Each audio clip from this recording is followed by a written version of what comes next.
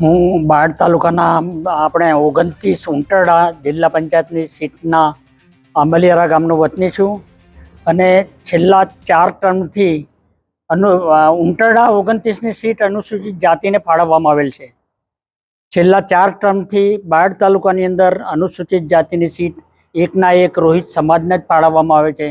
આ વખતે અમે 15 દિવસ પહેલાં પ્રમુખ સાહેબને, જિલ્લા પ્રમુખ સાહેબને ઉગ્ર રજૂઆત કરી હતી કે અમે વખતે અમારા સક્ષમ ઉમેદવાર દાવેદાર છે અને અમારી વણકર જ્ઞાતિના ઉમેદવારના આ વખતે ઇગ્નોર કરવામાં આવ્યો છે.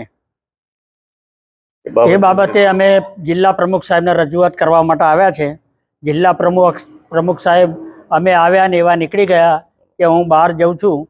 એટલે પ્રમુખ સાહેબે એવું કહીને ગયા છે કે હવે બધું પતી ગયું છે, હવે કોઈ રજૂઆત કરવાની રહેતી નથી. આગળની રણનીતિ વિરોધ કેવો રહેશે? આગળની રણનીતિમાં ગઈકાલે 200 માણસે ભાજપમાંથી રાજીનામું તો આપી જ દીધું છે અને હવે બીજા જે ઉંટરડા છે, આંબલિયારા છે, લીંબ છે, ટેનપુર છે, અમિયાપુર છે, એ બધા અનુસૂચિત જાતિના ઉમેદવારો રાજીનામું આપવા માટે તૈયાર છીએ.